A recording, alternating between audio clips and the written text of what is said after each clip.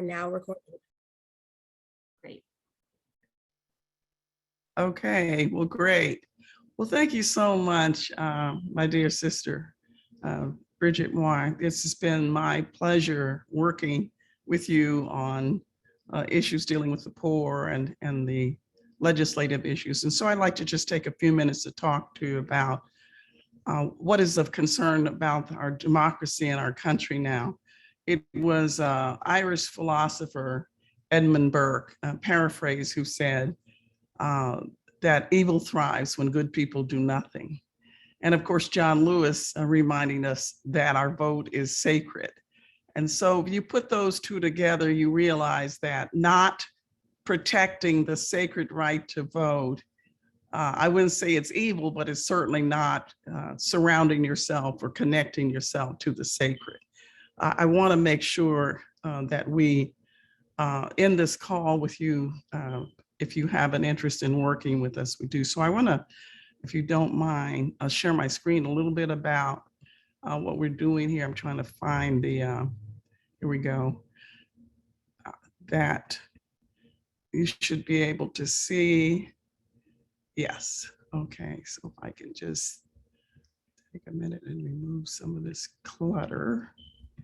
The thing I want to share with you most of all is that democracy is an idea. It's not, a fixed forever thing. And so I think it's important for us to think about it as something that we're always perfecting, as Bridget said so beautifully. If you can see my screen now, I'll just run through this really quickly. And so the idea here for us is that we are a multiracial, multi-faith campaign, because if older people and disabled people are unable to vote, if people of color are unable to, poor people, people returning after serving time, away, people who've been formerly incarcerated, then there's something wrong or something broken.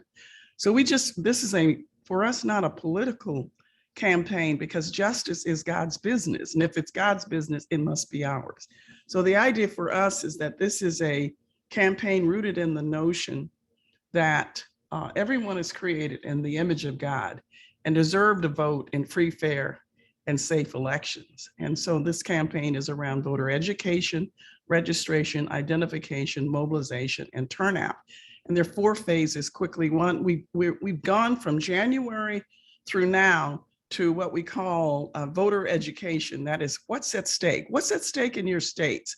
What are the issues that affect the elderly or the disabled or a particular population? And then what are our rights? 440 anti-voting laws were proposed, but 33 actually passed, including criminalizing giving food and water to people who are languishing in line. Something unchristian about that, something that just offends the sensibility, of ordinary people. So we took 10 states through their basics, and all of them, they looked like the kingdom. They looked like America. We had people of every race and background coming together. Many of them haven't been together in that way since Martin Luther King in the 1960s, because we've been so divided. Then we are now in a phase called We Are Watching. We're meeting with secretaries of state. We've met with the secretaries of state of Alabama, Arizona, Ohio, Pennsylvania, Michigan, and North Carolina to find out how will voting take place with all the laws. It's important. Ours is a tool. We are a campaign that provides tools for people, and I'll get to that in just a moment. But the issue is that people don't know how to vote because so many changes have been made, there will be confusion. I think it's the job of faith-based organizations like FCNL and ours to be aid to people. We are in Washington where laws are made, but people in Ohio and Nebraska and others, they're not watching CNN all day. They don't know about all these changes. It's our job to educate people. So we're doing We Are Watching meetings. And one of your leaders in Ohio, Jane Hiles, Dr. Hiles, was very much involved in that one. This summer, we'll be doing youth outreach because the largest unregistered group is young people of every race and background. Just simply not, it's not that they're not voting, they're engaged, but we haven't gotten them as engaged in voting and why voting as we should. And then finally, which what the part where I think we'd like to partner with FCNL and your network, the Quaker network, is in mobilizing thousands of poll chaplains at polling sites of the poorest people in the country. So the idea for us is simply, and I want to just ask you all right now, if you might go on, if you have your smartphone, for the sake of time, I say, I'd like to go right to this toolkit, or if you can go to that QR code, you can actually put your phone right up over it, take a picture of it, and download the toolkit. And I'll take just about 4 minutes to run through why this information could be valuable even to people in your network. I mean, you all are always, Quakers are always helping other people, but actually Quakers also need help. Okay, so because everybody needs help.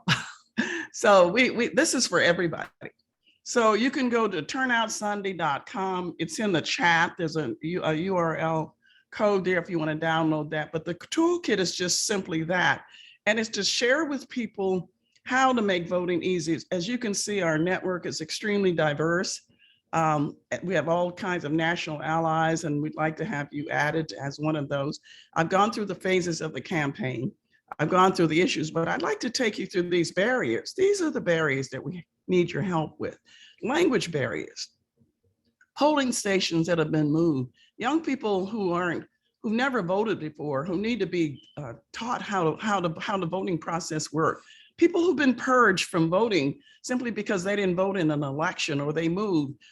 People who may be military or disabled or students, or college students where their IDs don't match where their polling site is. Though the disabled, where 40% of the polling sites in poor communities have no wheelchair ramp, or if there's a language barrier, a lot of the Asian Pacific and Latino communities, elder people, not the younger people, but they definitely need translators. All of them don't have that. In North Carolina, for example, there are 1.1 million Latinos in the country, in the state, but none of the ballots are in Spanish language. I mean, these are taxpayers. So these are the issues that we're addressing. People don't know the issues. And you could do lectures. You could do that in your meetings. You could actually download ballots and walk people through. You can't tell them how to vote, but you can sure say, if there are 5 school board members, let's do some research and background and find out how which are the best candidates, or what do they do that help with education. So those are some of the barriers. 10 things people should know before they go to vote. Where the polling sites are, where they're open, who to call, how to get a language help, how to cast your ballot, how to know where your polling site is. Polling sites close, they can literally change up to the day of the election. So that's the kind of help that is needed. I won't talk about registration, but I will tell you this, that the margin of victory in 2016 for the former president in 6 states was far, far less than the number of unregistered Black voters. And I haven't even dealt with the brown voters yet. Okay, I'm just saying that unregistered, 9 million African Americans, 54% of the Latino community, unregistered voters. Same with the Asian community. There's a lot of work to be done. And this site tells you, if you click on that one, it would tell you what ID is needed. It's less about the politics now and helping people know, if the right is so sacred, know how to exercise it. That's the goal of the toolkit. And this is the last thing I'll show you. You could click on any one of these states. So there's just a 50-state voter registration deadlines map. And you could click on any one of them. I just clicked on Texas, for example, and that will bring up the voter registration deadline date, what the laws are, and the ID that's required. Now, I can never get back once I've gotten on here. So I'm just telling you that this is a work in progress here. So I'm going to say that that's the work that you and I have to do is not so much fixing those in politics. It's helping those who don't have the help in our states. And so what I need right now is for those of you, and I'm going to stop sharing my screen just to say, we need your help. This is the work of God. It's helping the helpless. It's the person by the side of the road. It's the person beaten and battered, who life is beaten battered, and they don't have the kind of education and connection that you and I have.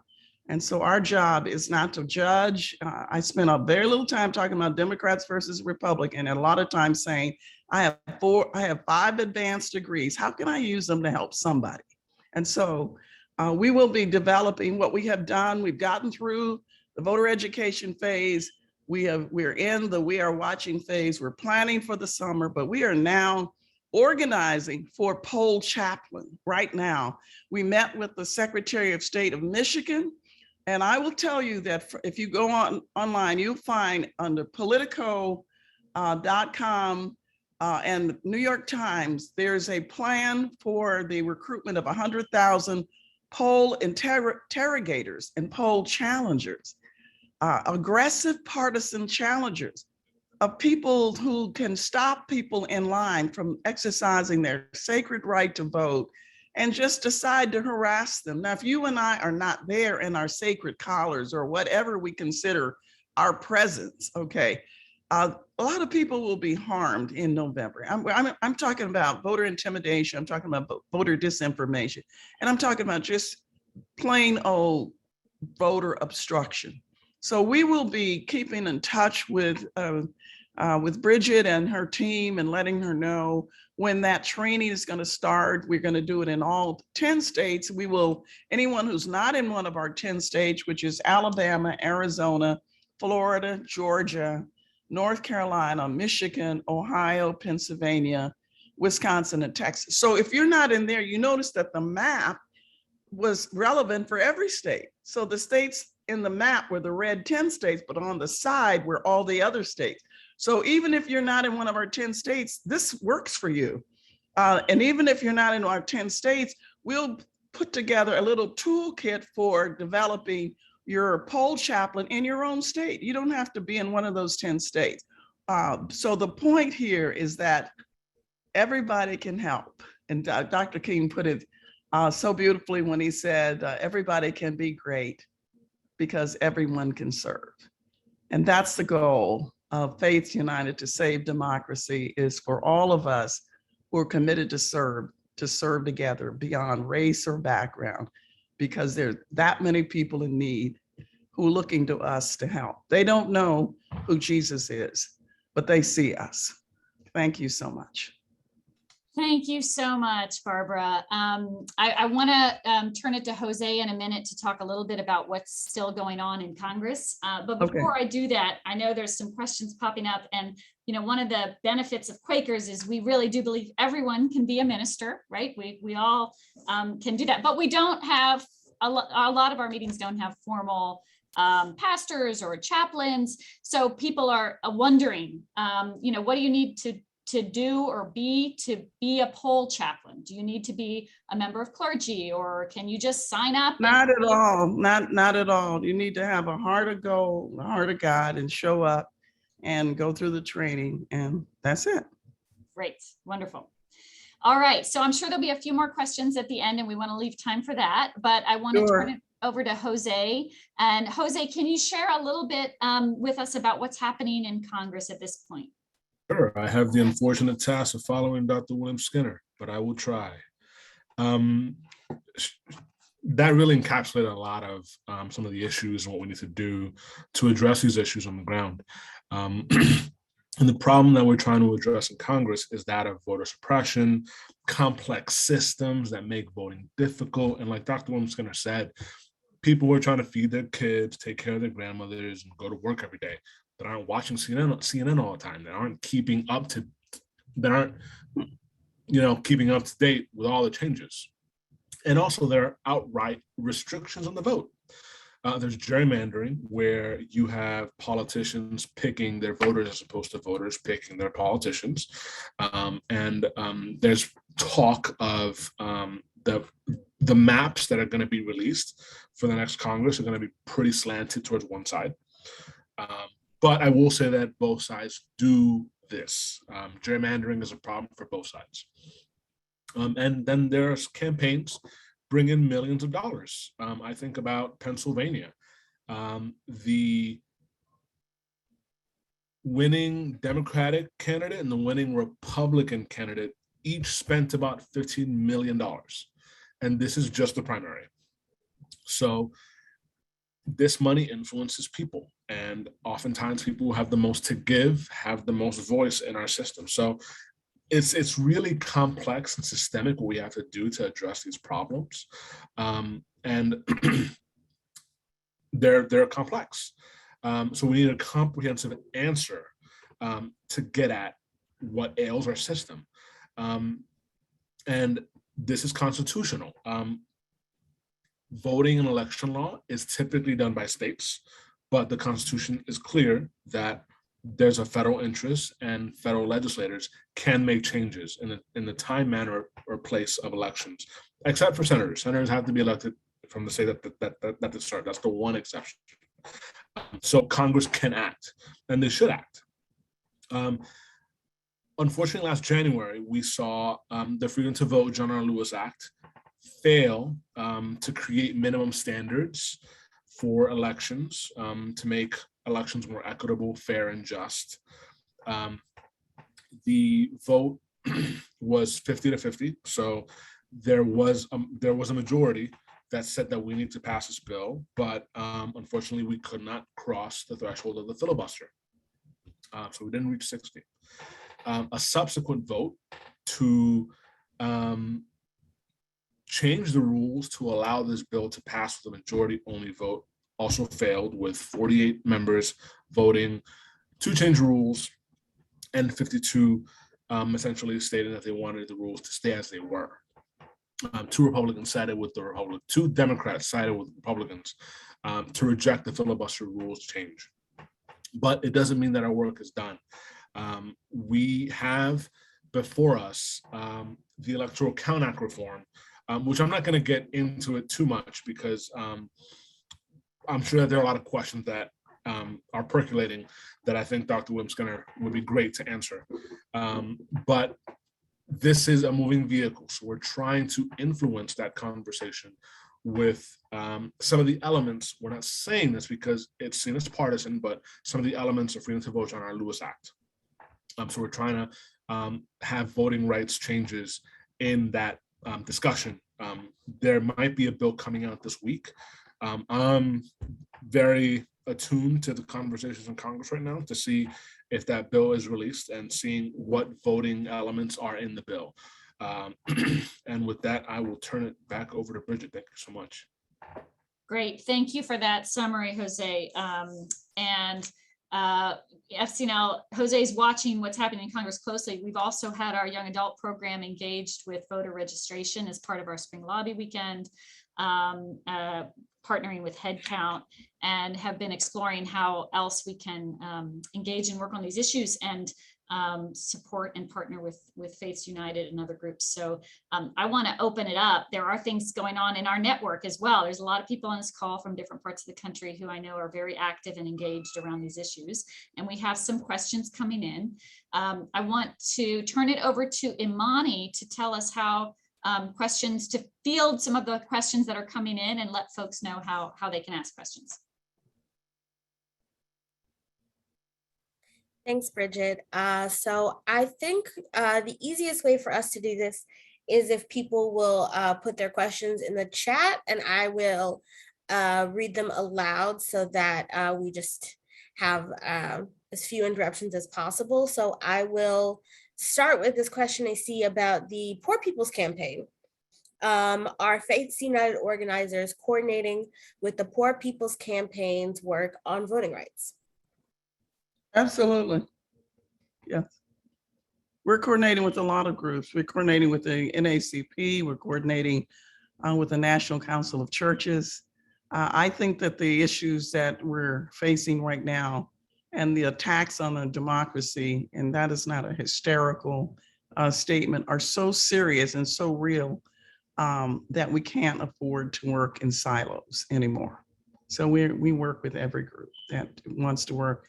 And so much so that we are co-branding our toolkit And we will do that. We would do that also with FCNL. We're doing that with the National Council of Churches and so many others, so that you can see all the material is useful for anybody. And so it's not related to any race or group.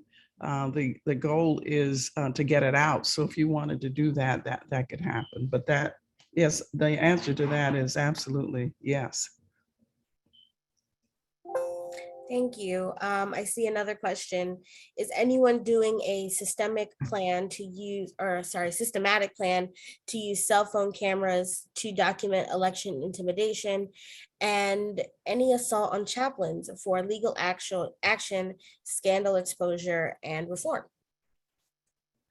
Well, that was why we met we met on Friday with the NAACP Legal Defense Fund, and invited the Jocelyn Benson, the Secretary of State of Michigan, to that call, because Michigan is one of the states being targeted for voter intimidation and the like. And what we're learning is that it's in the training of the poll chaplain, and it's a state by state issue because they differ. All the laws differ. The laws that protect us from voter disinformation and intimidation vary by states. We also, for the first time, are doing training for de-escalation. I mean, we think that we face some of the issues of voter intimidation in the open carry states in 2020 and 2021.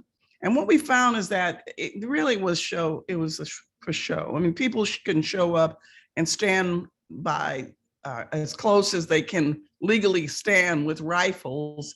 When you have older people and people in wheelchairs in line and all, I mean, it's so ridiculous.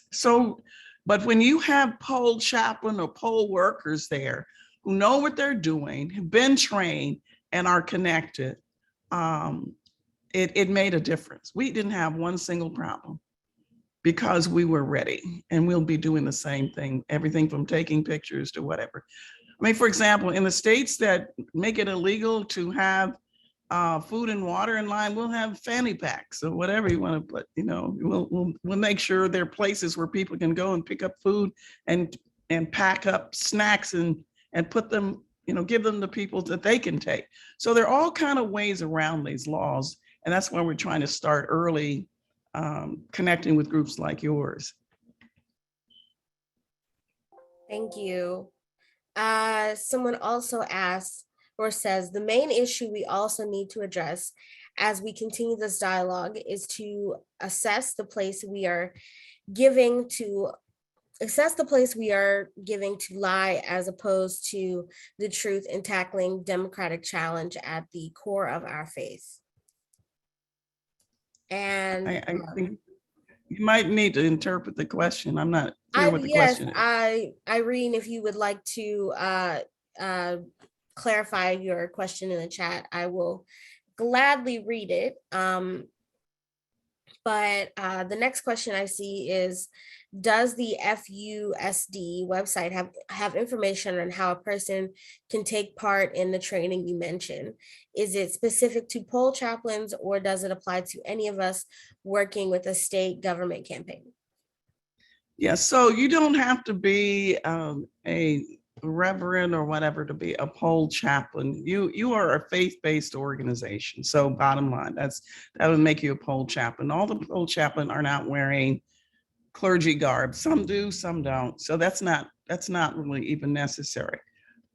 So if you go online and you can see in the chat, there's a turnoutsunday.com partners. If you click partner and put your state in your information, you will be invited to the poll chaplain training in your state. And we have a state lead in every single state. So that would be, that's how we would do that. Barbara, can I just ask also one idea for chaplain garb? We could have all our folks wearing "Love Thy Neighbor" signs. We could make some "Love Thy Neighbor" poll. I love that. I think it's great. Yes, do that. My question is about this training is for these immediate elections coming up. 2024. It's for It's for 2022 early voting and the election, but our sights are set on 2024. Great. So this will be Okay. ongoing all the way. We'll be working. Absolutely, absolutely. And now to be very clear, we are focused in the states that I named, those 10 states. You go online to turnoutsunday.com, you'll see our 10 states.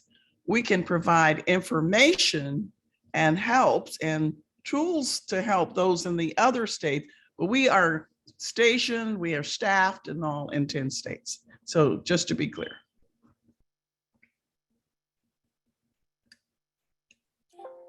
And I see that Irene clarified the statement. Going forward, what we would need to be scared of is the proportion of evil that are being brought into the willingness of goodness to prevail. So not a question, but more of a statement. And someone else says, how can we get this good work continually reported by mainstream media? It seems like all religious activity reported now is Christian nationalists and the religious right. 100% true that white Christian nationalism, which did not start in 2016, but it's endemic to America almost from the beginning, okay, is probably one of the major threats. And I know people at the FBI would back me up and say one of the greatest threats to America right now. People who no longer believe in our democracy or our Constitution, who are literally running for office. And it's not clear to me what government, what form of government, what would the Constitution look like to them? It is a clear and present danger. And that's why the other question in the chat about the lesser of evil confounds me, because Jesus and Moses are never on anybody's, they're not candidates. So we have very flawed people running for office. But I will tell you that the fact that we got the first Jewish member of Congress, John Ossoff, and Raphael Warnock, to make it a 50 Democrat, 50 Republican Senate brought sanity. Can you imagine? We wouldn't even have a January 6th committee right now. Okay.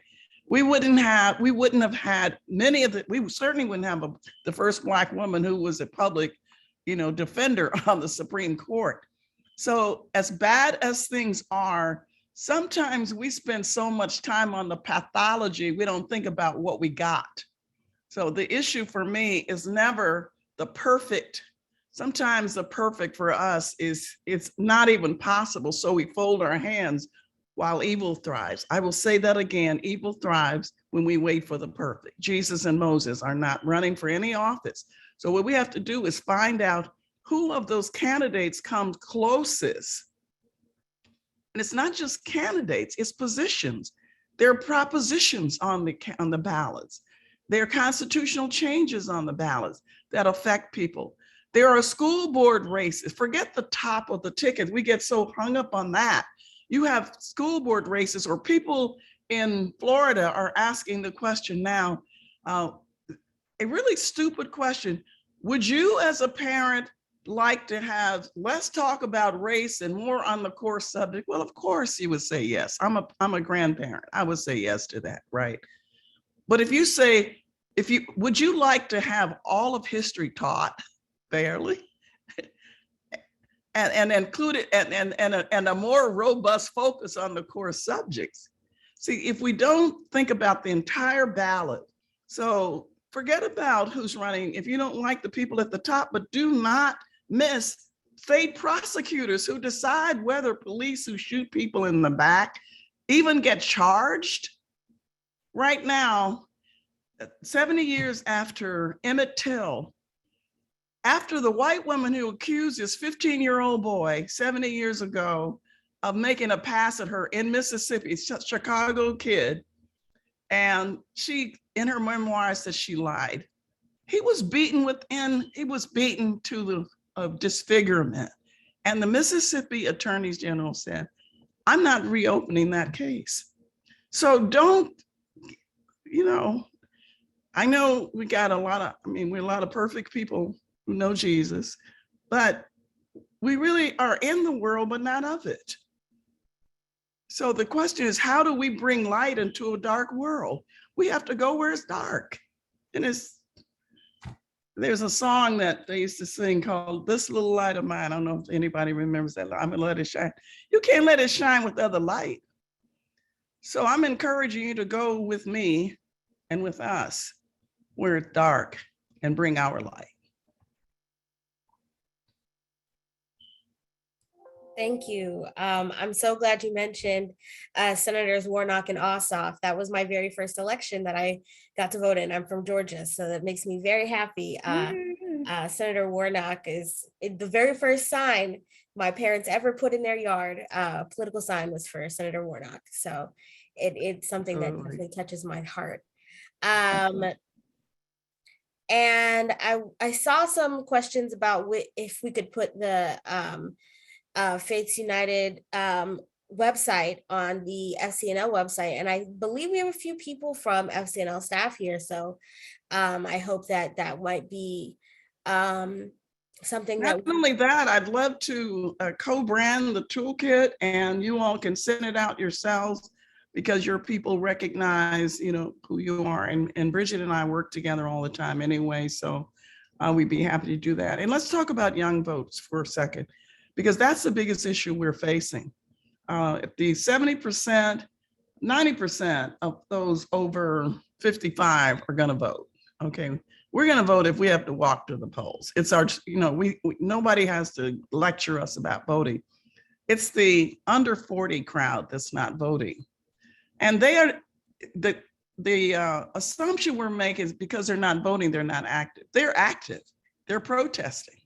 They're letting people know that they don't like the fact that we're not dealing with climate justice. We're not dealing fairly with poor people, and they're doing that. They're just not as involved in the election. We can't afford to get so cynical that we don't find what is good about that we would be pushing for, what the good is that we're seeking, and that we can bring them into that. Because we're not going to be around forever. And when we pass the torch, we better be passing it to some young people who care about this country, who know how to vote, who understand how to run for office. We should be running Quakers for office. We should be equipping people to run for office. I believe in this country, and I believe in that we have to fight for it. If we don't fight for it, we'll lose it. And so I'm just inviting you to come go with me where it's dark and bring our light. We have one final question. I have two screens here. So I just want to, the one final question is, how can people get involved with these trainings? How can people contact their state-based contacts? With us? Yes. Yes, I'll put my email in the website, and you can ask me the second question. Was there another one? The second part of the question was, how can people get in contact with people in their state? If you go online to turnoutsunday.com and click partners, put your email and your name, that's all we need, in there. And again, we'll follow up with you by states, because next thing we'll be doing is preparing right after August, because some people are getting away during August, including yours truly. And we will be starting the training right after Labor Day. So just put your information there and we'll follow up with you. And I think, and just one last question that a couple people had, can someone be a poll chaplain in a state they don't reside in? They can. You're not going to be able to vote there, but you can help anywhere. There's no voting requirement to help. I could go to Mississippi and help out. I have to be trained to understand the laws there. So that's what the training is for. But make sure you have voted by mail or voted, absentee or whatever before you show up in another state. but absolutely they can. We have people, we all went to Georgia for the special election in 2021 from all over. All of our other state leads, we were finished with November, so we went to Georgia to help in 2021. So absolutely, yes. And you can go of any age. There's no age requirement on being a pole chaplain. You just have to have good shoes. Thank you so much, Dr. Skinner. And just before I turn it back to Bridget or Jose, would you like to answer the question of how this connects to the Quaker call? Sure, I'm happy to. And maybe Imani, if you can drop the link for that call, for the Quaker call into the box. I think a lot of people know about that, but in case not, we can add that into the chat box. There it is. Thank you, Bobby. Bobby added it. Bobby. This connects, it does connect quite directly. This is a call, Barbara, that some Quakers around the country have been developing to urge Quakers to really think about what is our role and what can we do at a lot of different levels. And so this call for us, this conversation is a response to what can FCNL be doing and thinking about how we can partner more with you. And you've given us great ideas. I definitely want to follow up with you on the toolkit. We will follow up. We hope to have a Quaker Changemaker event on the Quaker call as well in the future. That's another series, discussion in this series around elections and election integrity and democracy that we're kind of kicking off with this call. And I would say that we really would love to hear more from others in our network who are already doing work and how you want to connect more with Faiths United or with other things that FCNL is doing and what more we can do. We really believe, as Dr. William Skinner said, that this is the situation is so urgent, and it is a real call to us as people of faith to be present and active at this moment. So we want to do our part as well. I want to turn it over to Jose and Dr. William Skinner for last words. Any final thoughts, Jose? And then William Skinner, you want to close us out? Yeah, I'm going to yield my time to Dr. William Skinner, because I think that that's really where the big focus is. We need to have as much of a large presence of good people of faith at the polls. And I will turn over to Dr. Barbara Williams Skinner to give us that encouragement to do this good work. And I'll say thank you. So one of the my favorite Psalms is Psalms 11. And I remember when 9/11 came, my pastor preached from that when the foundations had been destroyed. And the question the psalmist asked, this is Psalm of David, if the foundations of law and order have collapsed, what can the righteous do?